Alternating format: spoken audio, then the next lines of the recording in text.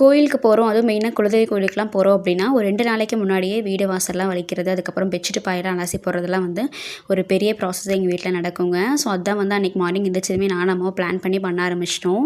நான் ஒரு cup tea குடிச்சிட்டு அப்படியே வந்து மேலே வந்துட்டேன். அம்மா வந்துட்டு எல்லாம் துவைச்சிட்டு இருந்தாங்க. அப்படியே வந்து நானும் அலசி காய போட்டாச்சுங்க. அன்றைக்கி வந்து நல்லா வெயில் அடிச்சிட்டு இருந்துச்சு மார்னிங். ஸோ மார்னிங் ஃபஸ்ட்டு இந்த வேலையை பார்த்துட்டோம் அப்படின்னா, நம்ம கீழே போய் மற்ற வேலையை பார்த்துடலாம் அப்படின்ட்டு தான்.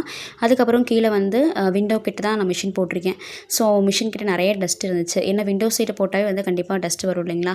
அது எல்லாமே நீட்டாக தொடச்சி எடுத்து வச்சுட்டு, அதுக்கப்புறம் விண்டோவும் ஒரு நல்லா தண்ணி கிளாத் வச்சு நல்லா ஃபுல்லாக தொடச்சி எடுத்துட்டேங்க. அதுக்கப்புறம் வந்துட்டு வீடு மாப் போட்டு விட்டாச்சு. செல்ஃப் பார்த்திங்கன்னா மகிழ்குட்டி நல்லா இப்போ சோஃபா மேலே ஏறி நின்று இங்கே இருக்க பொருளெல்லாம் எடுக்க ஆரம்பிச்சிட்டாரு. ஸோ அதனால் மேல் செல்ஃபில் நீட்டாக அடுக்கி வச்சுட்டு அந்த செல்ஃபை ஃப்ரீயாக விட்டுட்டேன். ஸோ இதெல்லாம் முடிச்சுட்டு அது வந்து லஞ்சா இல்லை மார்னிங் பிரேக்ஃபாஸ்ட்லாம் தெரில. இடப்பட்ட டைமில் தான் நானும் அம்மாவும் சாப்பிட்டோம். மகிழ்குட்டி கூட்டிகிட்டு வந்து அவருக்கு ட்ரெஸ் எடுக்க போயிட்டாங்க. மறாவது நாள் 2வது முட்டை போடுறோம். ஸோ சிம்பிளாக ஒரு ட்ரெஸ் எடுத்தாச்சு. இப்படி தான் எனக்கு அன்றைக்கி